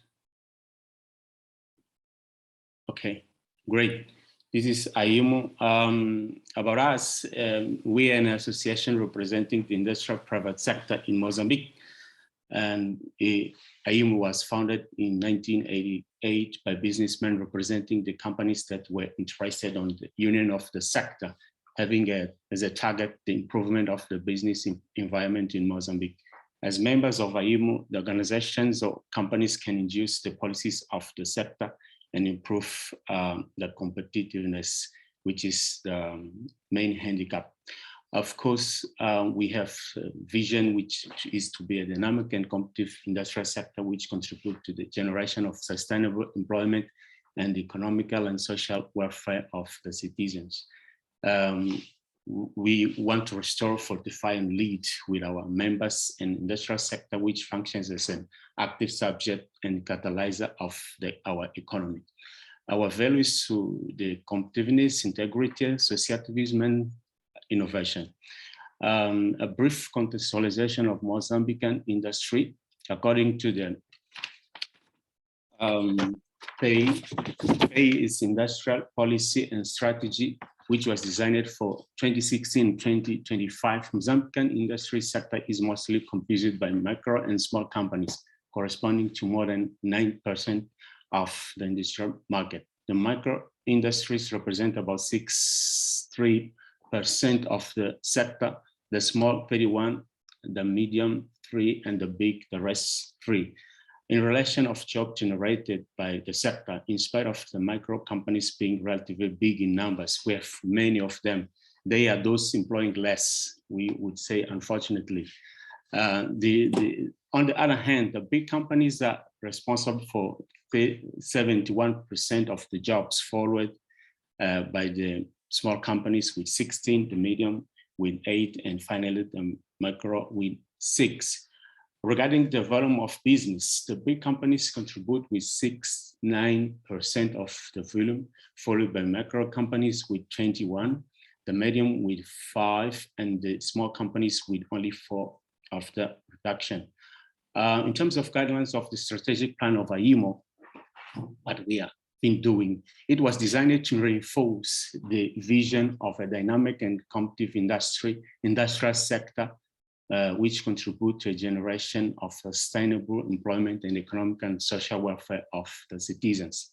In this context, the ongoing actions responding to this plan aim to accomplish the mission of promoting and lead with its members actions which can elevate the industry as the pillar of our economy, as well as stimulate the appearance of proactive and prosperous industries. We are struggling to do that. Fortunately, we are not so far now, as we have an approved policy which is called PRONAI from the government, just to promote the industrial sector in Mozambique. Assuming the commitment of making the organization more professional and interventive, the current management direction follows the following main guidelines: develop an institutional capacity of AIM in order to build up its internal capacity of assisting its members, act to identify concrete reforms and transformations in order to remove the barriers that undermine the progressive and the sustainable industrial development. We are talking about reinforcing the capacity of business advocacy. Act to ensure financing, sustainability, and networking of AIM and its members via identification of opportunities of financing or in terms of capacity building of its members in order to achieve the bank credit with success. These are critical issues in Mozambique in terms of access to finance. We have some products and service which is industrial accreditation certification, just to overcome this biggest handicap in terms of certification. I would like to say, and we are happy with this, we are now starting a training program sponsored by TFSA to help our companies to access information and opportunities of export and import within Southern Africa and other countries. Others promoting sustainable finance and industry, I mean, through government, non-government, and private financial entities. This is another handicap of access of finance. To represent its members before public entities, especially on commercial and financial agreements, looking to the interests of the industry. And of course, technical and legal assistance. We also promote national industry, increasing the availability of its products in the national and international markets. Promote business connections. We hope to do this after this webinar. Promotion of family micro industries, which are many of them, we want them to be legal, okay, because they are working informally. Assistance to access business opportunities in mega projects based in local content initiatives like those which are happening. We know that the Total Energy is working here after Anadarko, so we help our companies to access business from that. Regarding the foreign trade index from January to October 2020, from this period compared to the same period of 2019, the trade balance deficit has increased at about 12%, passing from 2,593 millions in 2020 out of 2,305 millions in 2019. Among the 123 exporting countries, the main exporting markets are South Africa, India, United Kingdom, and China, according to the percentage which we show there. And among the 223 importers, we have, again, South Africa, China, India, United Arab Emirates, and Singapore. The main exported products are aluminium with 26%, electrical energy 13%, mineral coal 18%, natural gas 7.5 14%. The imported products includes machinery 17%, fuels 9%, cereals 8%, cars and meats and medicine 4%. Let me show you the resume of export and import from January to October 2020 in terms of volume of business. The export was about 2,850 millions USD, corresponding to 26%. The import was of 5,408 million, corresponding to 12%, and with the balance of minus 12. We have countries where we export to. The traditional one are those I've spoken about. Fortunately, there are appearing new ones like Egypt, Uzbekistan, Niger and Cape Verde, São Tomé, and so on. And we have traditional products like aluminum, as I said, but we have new ones, fortunately, like ethyl alcohol, phosphorus, raw lead, live animals of the swine species, and so on. And the province which mainly export are Maputo, Provincia, Sofala, and Nampula. I mean the main centers of the countries, which is South, Center, and North. And also the importing ones are Maputo Province, of course, which is the center of the industry, and also Sofala, which is the other second center of the country.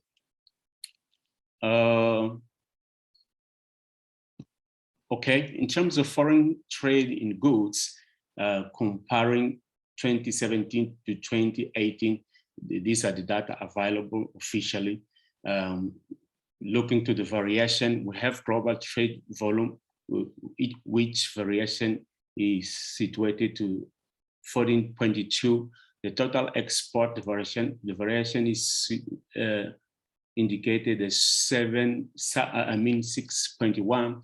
Export excluding mega projects, which is 19.1.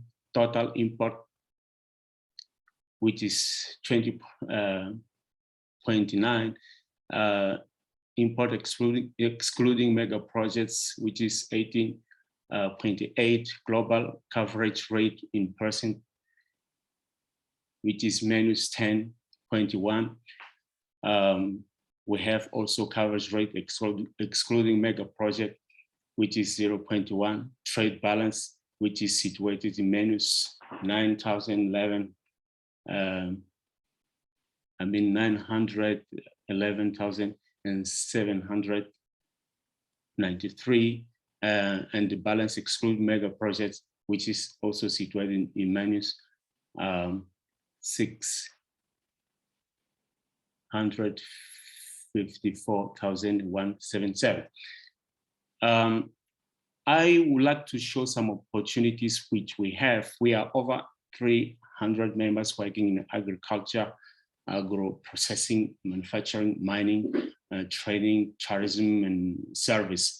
I'm bringing some examples of companies and show up what they do over the country. We have, for example, Scupil, which is a Mozambican company with a vast experience in market of approximately 2 decades.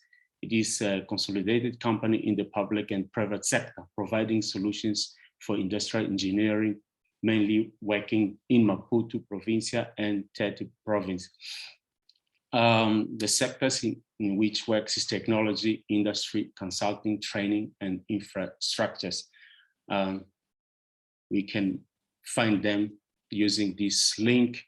We have also in SACU+Mozambique, created in 2015, is a Mozambican company investing in the future of Mozambique. It is a world-class repair center in Maputo with a local management, work in accordance with the guidelines of international standards.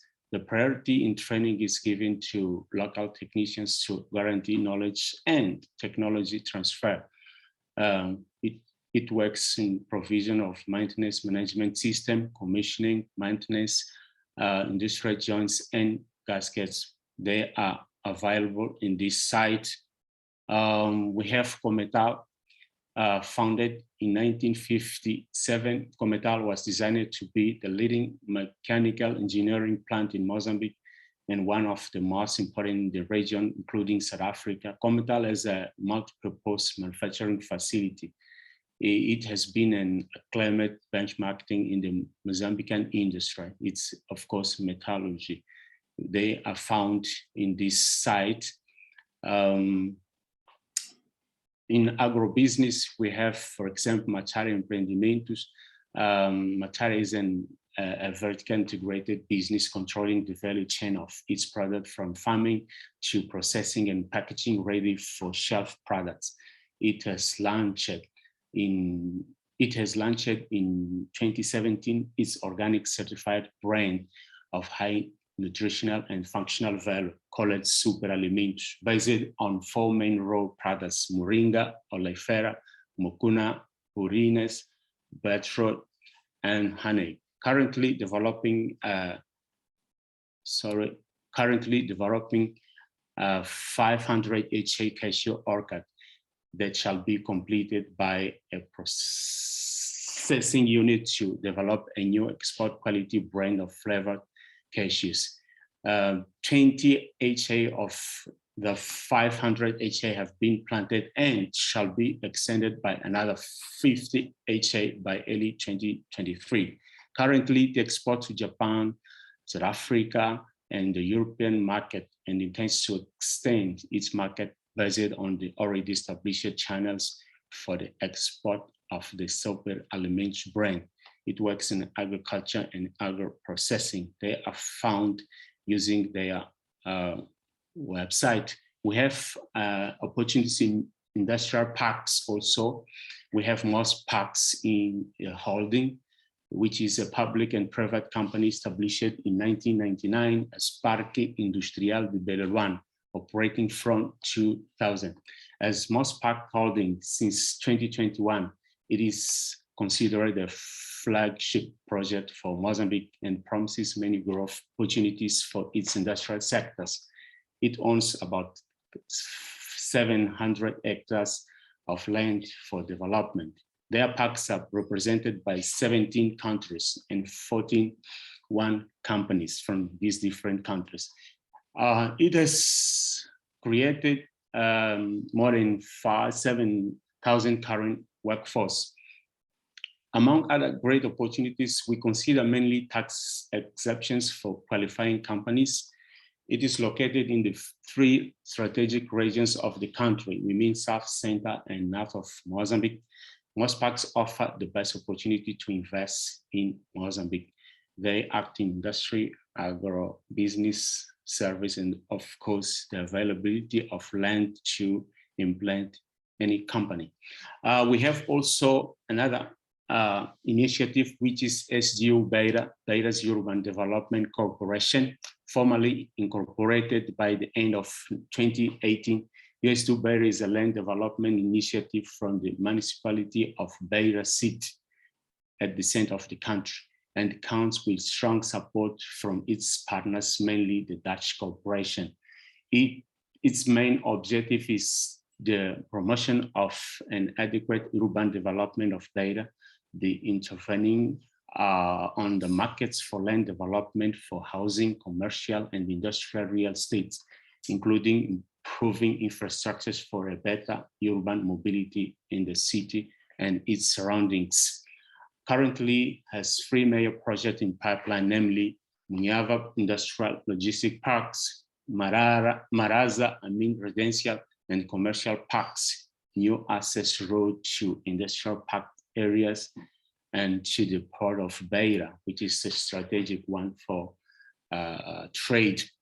They agreed with the municipality of Beira. SDO Beira has right to develop and urbanize 1,300 hectares of land within the seat of Beira. The project amount at this 25 million for Maraza Residential Commercial, which is a pilot project, 15 million USD for Munyava Industrial and Logistic Park, which is also pilot, and 55 million USD for new access road to Beira industrial area, which is ongoing, which is coming. In terms of capital needed, we have 104 million, which is 80% of the project. Funding type can be mezzanine, equity, project finance, or loan. The sectors are land and infrastructure development. They are found using this site SU Beira. As AIM, we are running projects just to show up what we do in Mozambique and to encourage our members to participate and do more than what they do. We have Mozindos, which is Mozambique industry, just to elevate the industry, just to work this monster, which is means sleeping. We have most technology, which combines technology to the service, in the service of industry, just of course to give more speed to what we are doing.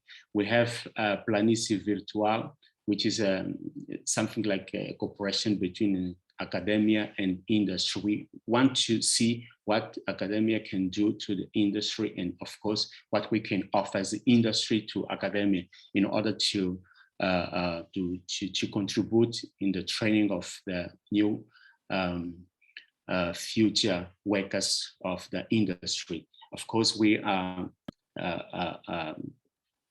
very worried with certification, accreditation. This is the handicap of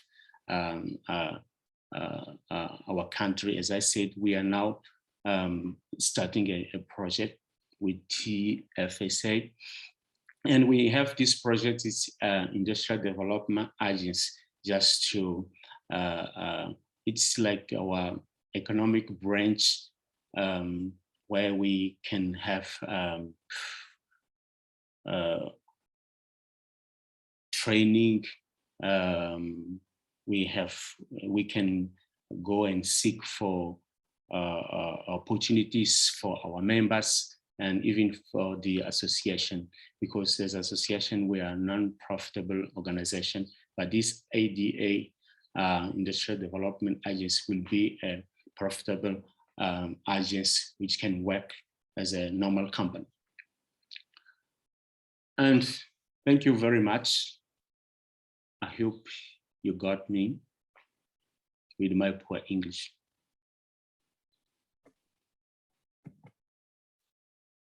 Thank you, Mr. Fakwe, for a very interesting and also very comprehensive presentation. As I mentioned before, there are so many investment and trade opportunities in the region, and we really look forward to hearing all the success stories of partnerships from the event today.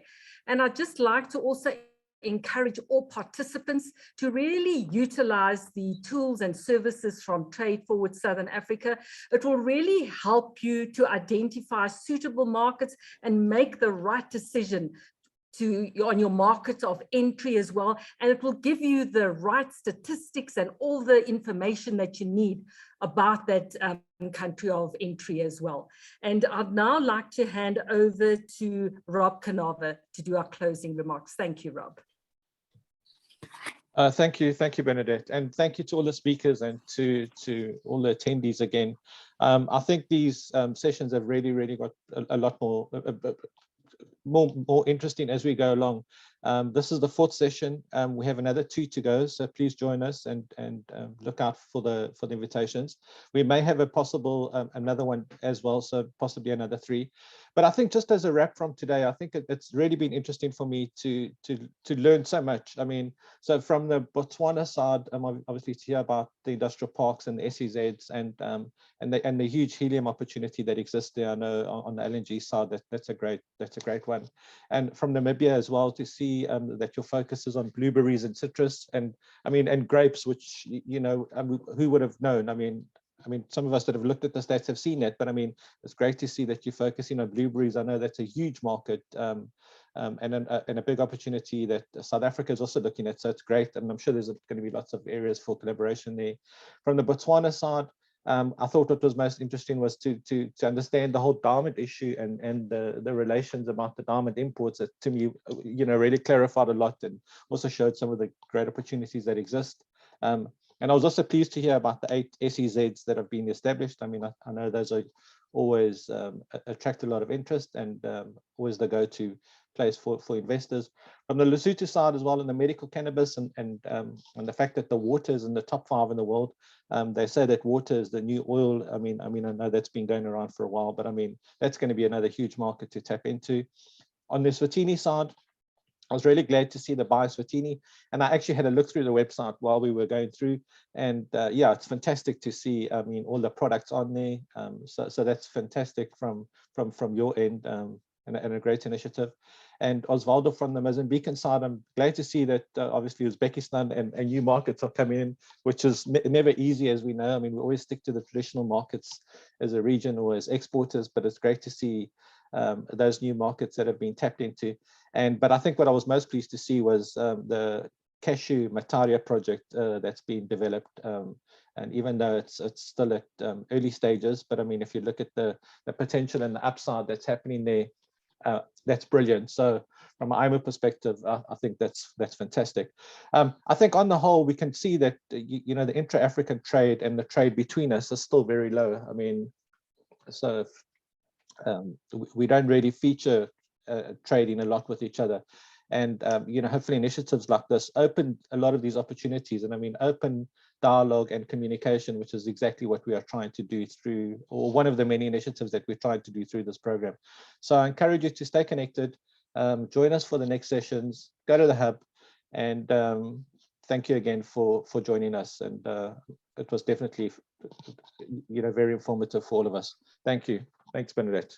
Thank you. And also all the questions in the chat box, they will be addressed by the speakers. Just because of constraint of time, we've run a bit over time, but all the questions will be addressed by the speakers and we will be communicating with you. And we look forward to seeing you at the next webinar.